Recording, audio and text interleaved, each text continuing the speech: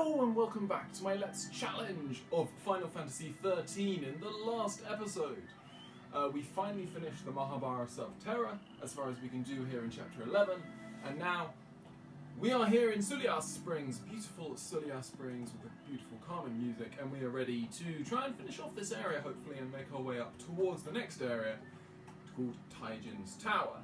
So, we spoke to Bismarck at the end of the last episode, and that triggered a few of these extra battles. So as you can see, we have a new team to set up for these battles in particular. Just so you know, for the Crystarium, for Jfang, we got Jeopardize and some more strength. For Snow, we concentrated on... what did we concentrate on? I think we got Fear Siphon on the Ravager side, and we also got an extra accessory slot. We might have already had that, can't quite remember. On Hope's side, we actually finally got Curasa, which is excellent, makes him a pretty valid medic right now, which is really good.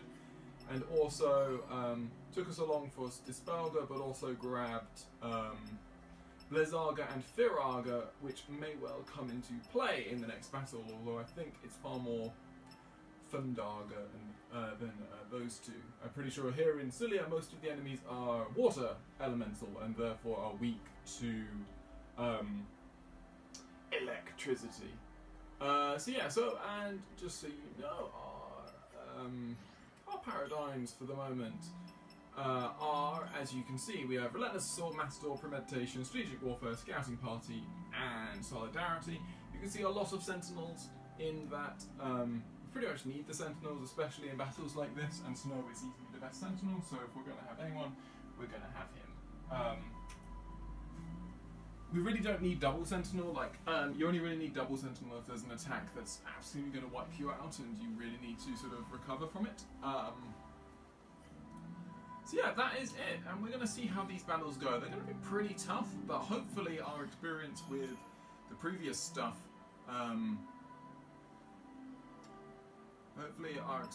I think I'd rather have a Delta attack, definitely, at some point. We've got a lot of sort of variations, yeah, I think we definitely need Delta attack. So let's see how we fare against these guys. We definitely want to take care of the Karato Raptors as soon as possible. As we'll let Hope do some...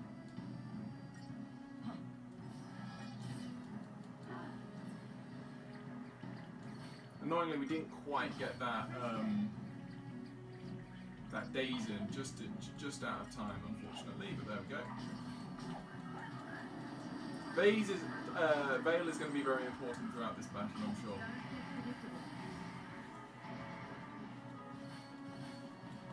But it's this sort of battle where sort of Fang's saboteur abilities become really, really valuable, because you don't usually see a lot of what Fang's able to do throughout a lot of these battles, but her sort of less offensive abilities, so like you don't have like the immediacy of D-Protect or D-Shell to really affect it. Just quickly got to get over to Solidarity, which is Snow looking a little low.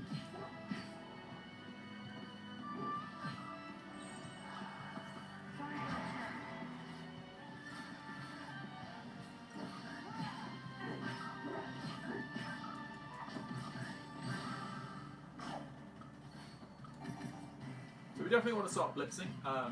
Blitz should be strong enough to at some point at least take out some of these Karatosaurs as well. That would be ideal.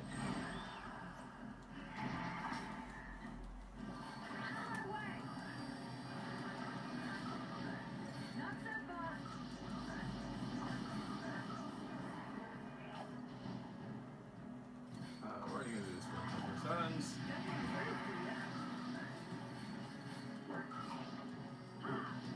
So these guys are weak to fire, which is excellent.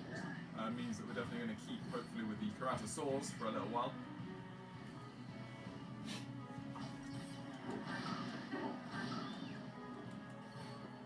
And we know just from the fact that we haven't lost our buff, our elemental buff, that the Orb, these other guys, I don't know, what are they called, Orobon, Sahagin? But they must be at least neutral to fire, which is excellent news for us. Pain, as you can see, has also helped us out a lot here, sort of limiting the amount of damage that a lot of these enemies can do. So, you guys are weak to fire, susceptible to daze.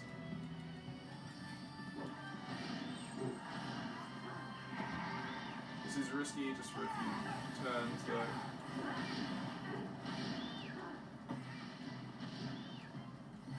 Obviously, unfortunately, Snow does not have any particularly useful spells here, just because his arsenal is entirely of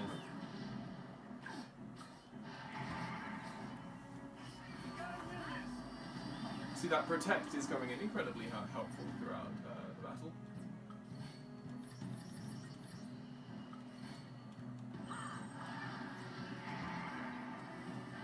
We'll be able to take this guy out as he tries to set up a water. So obviously the water that they use is not actually just a water spell, as you might imagine. The water that the Orobon use are filled with the ability to poison us, I think, and set up some other painful status elements.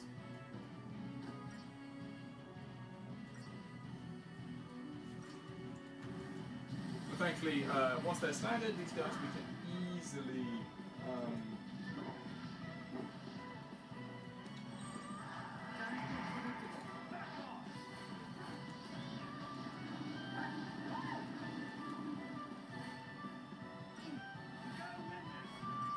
so we can start sticking a load of other debuffs onto this guy, as Snow is going to, Hope is going to continually give us the buffs that we need. Should be as simple as just attacking from here on in, I think. We are fully buffed out. Fang has everything important, being bravery and fire. There we go, lovely. So, if you're wondering, an Orobon. So, the Orobon comes from medieval folklore, actually.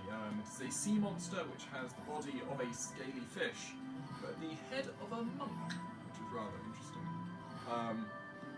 And again, it's sort of the same family as we've seen from the various Sahagin type enemies.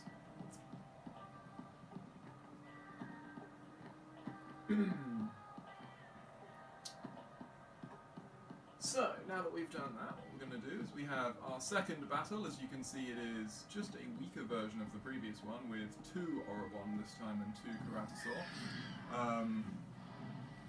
Thankfully, that means that we can keep the same strategy as we've had previously.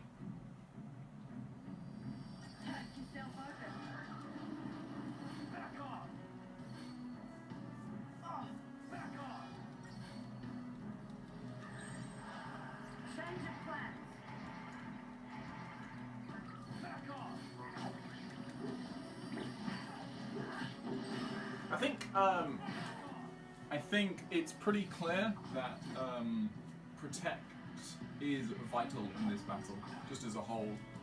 Without Protect, you really struggle.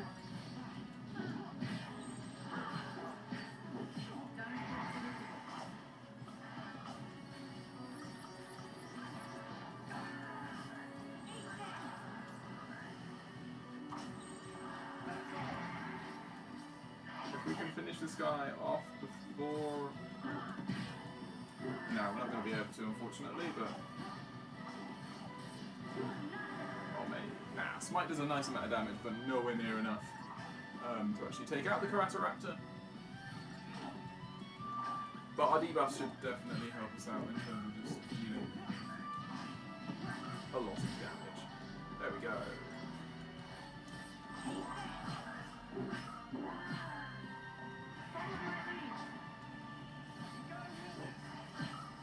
You can see the effect of Curasa. Curasa just means that you can heal up so much faster. It is, you know, definitely ideal having it.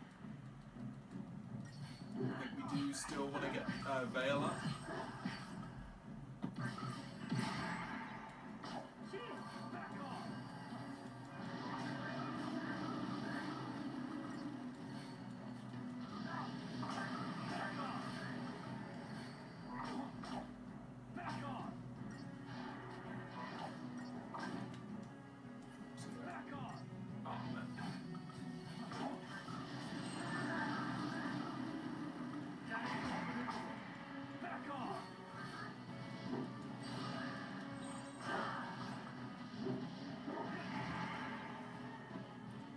One, but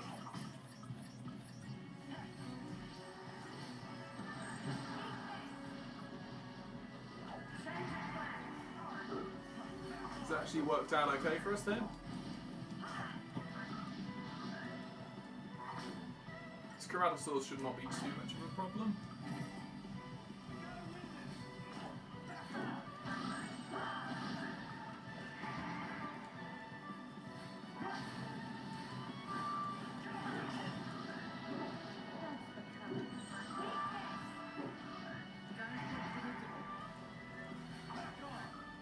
So the Orobon are still obviously the main worry, I guess.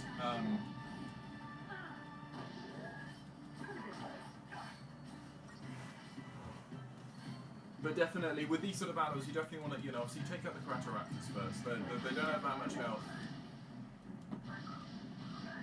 You can very quickly wipe them out with, you know, the right use of...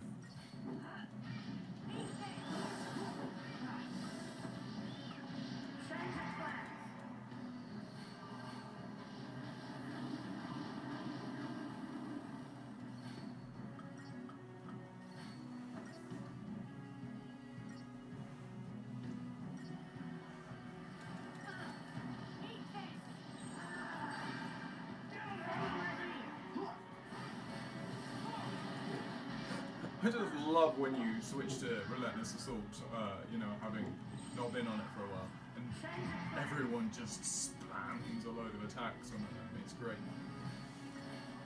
As Hope is very quickly building up the raft of debuffs that we love. Obviously, we could be using haste here if we had Saz instead of Hope.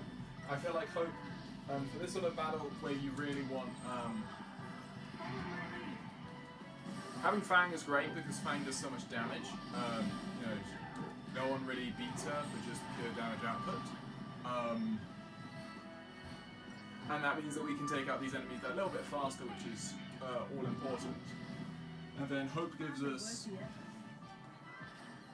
Like, we don't need Vanille's Saboteur abilities, but we really do need Hope's Synergist abilities, along with... and then combine that with some other stuff, it just makes for a pretty powerful combination. So we get a nice set of 4 items there, with a Minar Stone. I don't remember what a Minar Stone does. As there you go, there is our Hecaton Share Idolith. You can see all of the various, you know, various item shops, sorry, and then the Gazelle range, which allows to do chocobos. Minar Stone, a stone said to grant the holder visions, functions as a transformational catalyst. So it is actually a catalyst, much like the Millerite, Rhodochrosite, all that sort of stuff, and gold nuggets just sell for money. Okay, cool. Well, those battles went really well. I'm very happy about that. As you can see, we have sort of a minor extension of these sort of battles with this one, which is, you know, very much a similar thing. Just made a hell of a lot easier because we do not need to worry about Ceratosaurs nearly as much as Ceratoraptors.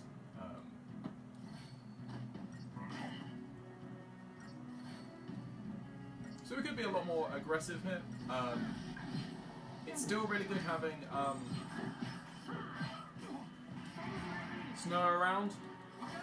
Snow does a great job of just deflecting so much of the horrible stuff that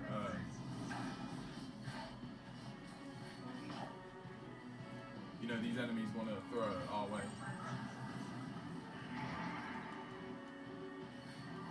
could theoretically leave the corruptor alone. I think that's,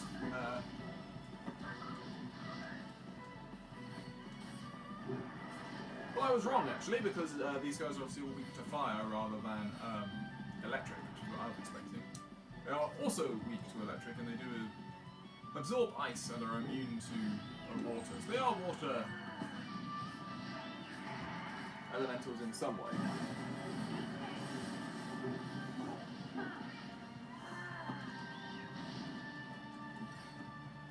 Boat coming in with that powerful Thundaga.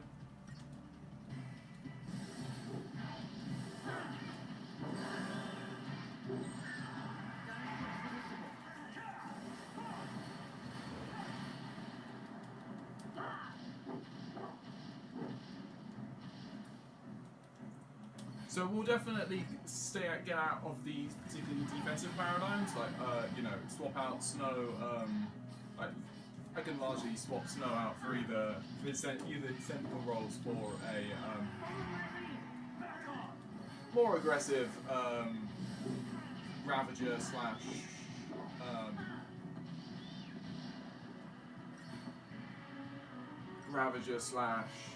Commando role, and we'll just improve his team.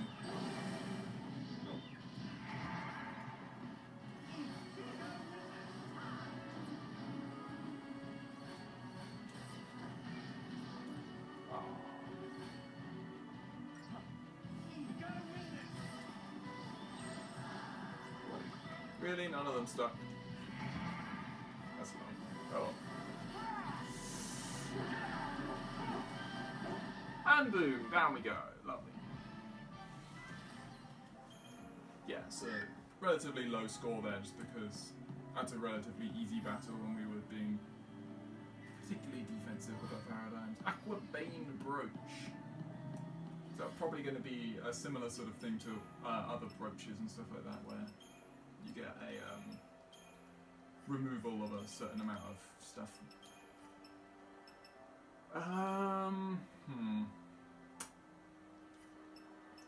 I like strategic warfare as a general thing. I like scouting party as a general, just as something different. I think we could definitely do with a smart bomb, as you can never really go wrong with smart bomb.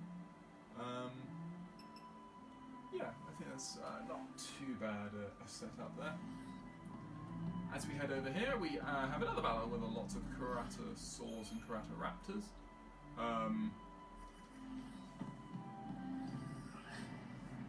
So again, these guys can overwhelm you if you're not careful. They can certainly, you know, climb all over the top of you if you don't, you know, if you're not... If you're not fast to realise, you know, where the risk is.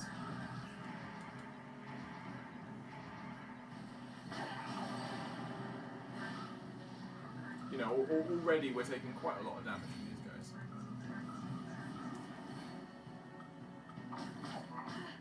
Ouch! Jesus. Stop. No. Ah, for flip's sake. Just as I was saying, that is what can happen. That's really annoying. Because that is definitely not a battle we should be dying on, but there we go. Goes to show you, you let these guys run rampant on you and they will punish you for it.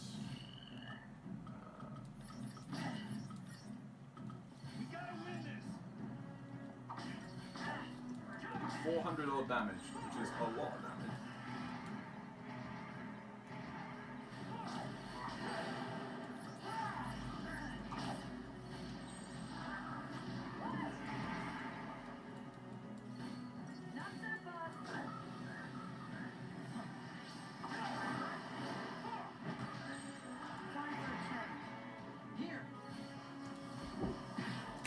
Should take this guy out.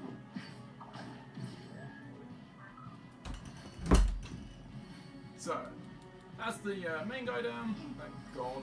And now we can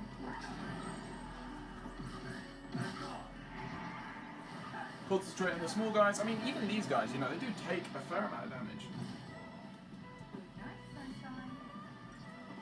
We're not quite at the level that I wish we were, where we can literally just, you know, spam it, just spam attack on these guys. We're not far away from it. Like, we still deal enough damage, more than enough damage to these guys to take them out pretty simply, but yeah, it's just annoying that we can't quite be completely free with it. But another death. Damn. I'm not entirely sure what our life situation is. I don't think it's particularly good. So we're going to need to work on that.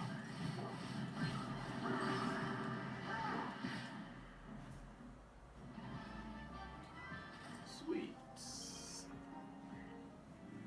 I don't think we're too far off, to be honest. I think we're okay. But in terms of the life situation, I don't think we're like gonna, you know, fail anytime soon. It's just frustrating. So these are the Iridimu, waiting for us out here. There's a fair few of them, as you can see.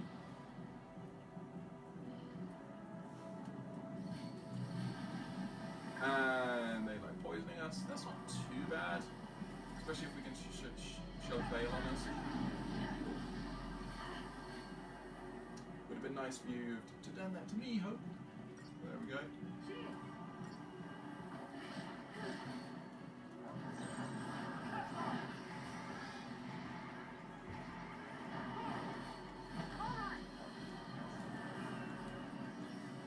Just going to try and stuff a load of status ailments on these guys as much as possible.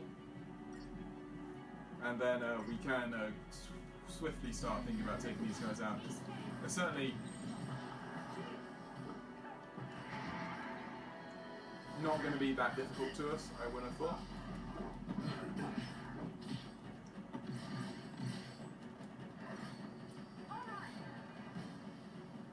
Oh, there we go, that's what we want in Thunder. Start giving lightning in Thunder and then we'll be in. Sorry, Lightning Fang. We give Fang in Thunder, we're going to be in business. Because elemental weaknesses are so important in this game. Let's get them all together.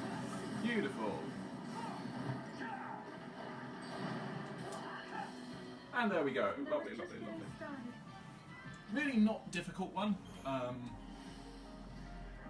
Certainly took a little longer with that. If I had been controlling Hope, we could have sort of just immediately got Fang onto in Thunder rather than have those turns where she was trying to put the debuffs, which, you know, debuffs like Pain and Fog and all that, they generally have slightly lower success rates than the more sort of not really standard, but sort of the more expected ones like Deprotect, D-Shell, etc.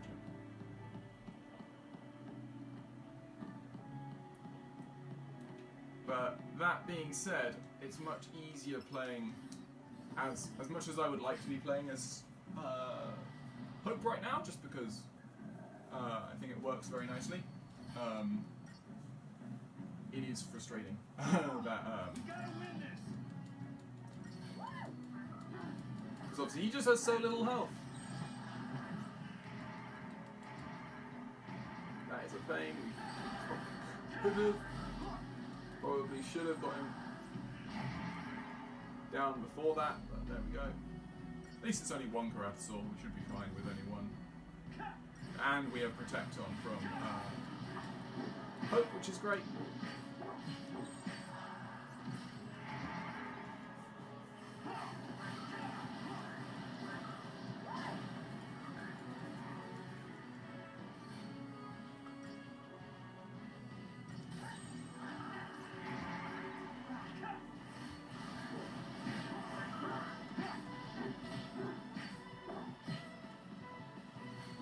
And annoyingly, unlike the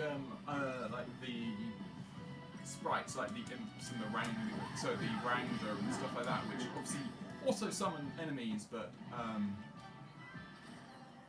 you know, they have really high expectation times for the length of the battle, whereas these guys, you know, they don't tend to increase the expected battle time, even though they do obviously have the capacity to summon enemies.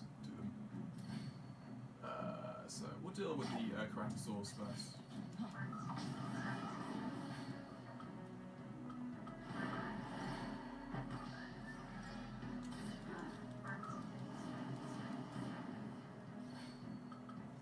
let me put pain on you just for lols.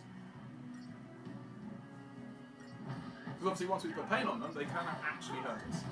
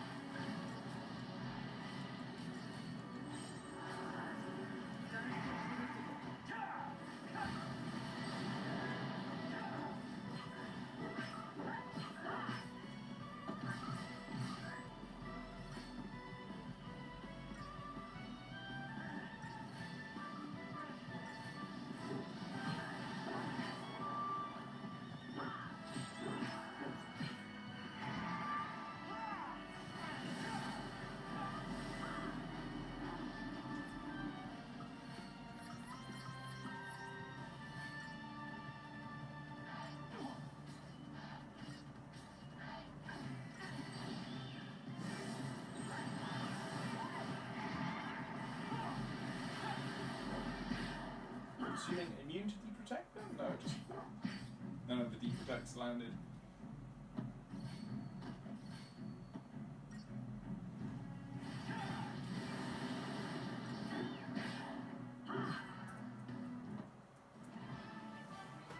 So there we go! Lovely.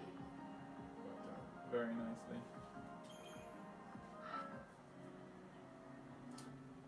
Oh, also, something I failed to say was that the Iridimu that we faced earlier, so the Iridimu comes literally meaning mad or raging lion, was an ancient Mesopotamian mythical creature in the form of a human-headed lion man, usually upright, wearing a horned tiara and holding a staff with a lunar crescent, which was quite interesting, I think. So, this, as you can see, is an A rank mission, shown by the purple nature of the Seath Stone.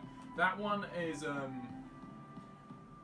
quite a nice way to farm towards the end of the game. It's one of the only times we actually get to face off against adamantoise type enemies, and certainly by the end of the game, because there's a few events towards the end of the game that actually remove a lot of the adamantoise enemies and replace them with even tougher versions. That's exactly what we want.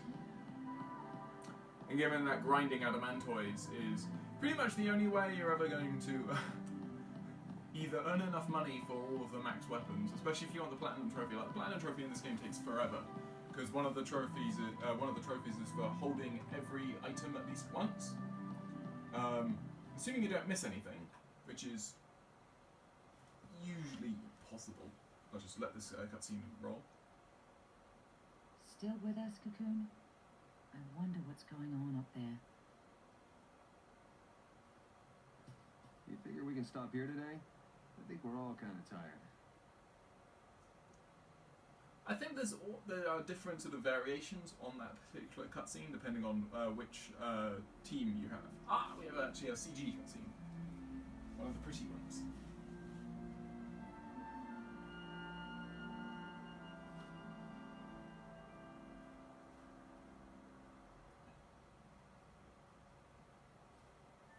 How's Sarah?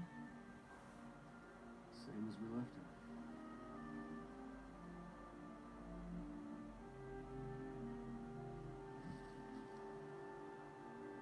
Feels so far away now. Sarah says she wants to talk.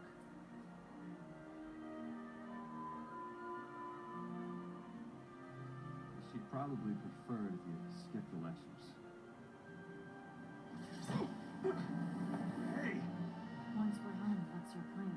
You're getting married, right? What's that? Sarah wants to know. Don't scare me like that. You are getting married, aren't you? Don't you let her down, you hear me? Don't worry. This tear will be her last. I'll make sure of that. That's all I need to know. You will see her, right? Don't go there. No room for doubt. You're right. We'll see her again. And soon. You convinced me of that. So stay strong. Don't worry. We'll finish this and go see her together.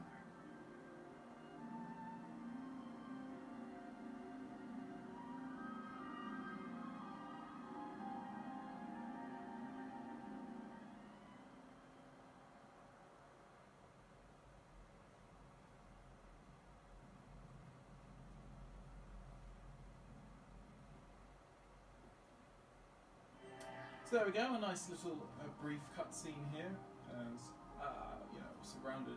I love the art design in this sort of area. I just love Pulse.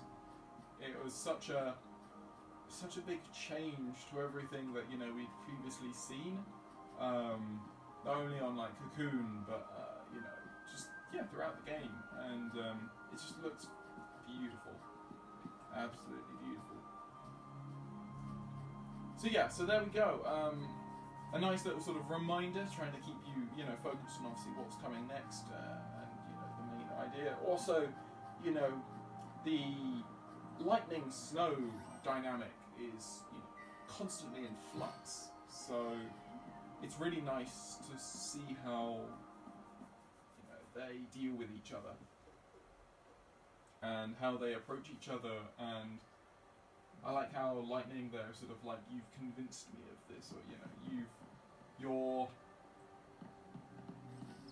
impossible optimism about everything is actually dragging me forwards and forcing me to believe that this is going to work out. So we are here out on the outskirts of Tyjon's Tower. I'm assuming it's Tyjon's, might be Tyjon's. I've always pronounced an A-E as an I sound usually, or an A sometimes. It could be pronounced lots of different ways. There you go. Tyjon's Tower. Tyjon. I've always said Tyjon, I'm not going to change. But here we go. Another cutscene, and then I think we'll call this episode to an end.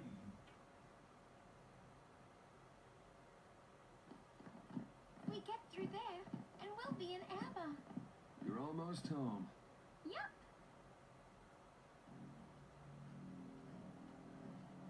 Doesn't exactly look like it's gonna be a leisurely stroll. A foul sea! Oh, so we just head through this foul sea's lair to get to Erva, right? What's another foul sea at this point, huh?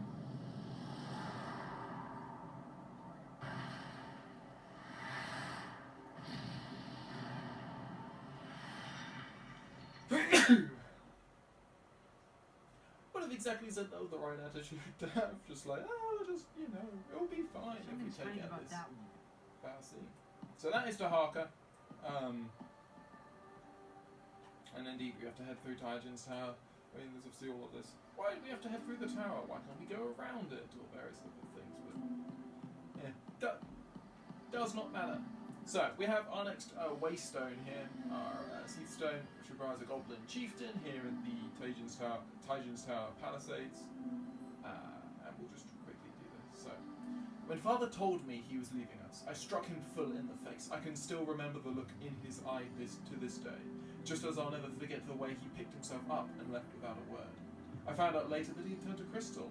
It pains me now to think of how I never made any attempt to understand how he suffered under the burden of his focus. That is why I must triumph over the goblin chieftain in Tyjon's Tower, so that someday I can tell him that I'm sorry.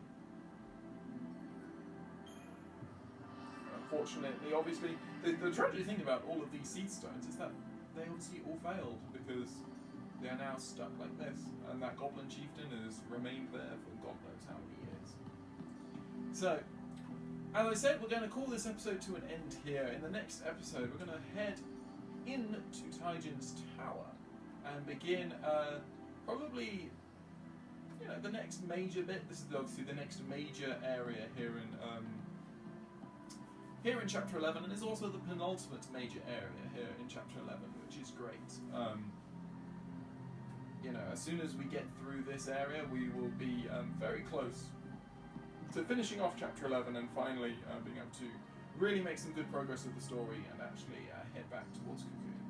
So I hope you have enjoyed this episode of my Let's Challenge, I should say. We have suffered one death, which is a pain. I'm sure I'm going to regret it because having as few deaths as possible is obviously the dream here. But I'm sure we can keep going. Taijin's Tower, there's a few iffy, quite difficult battles through this section, but we should be okay. We have quite a lot of levels.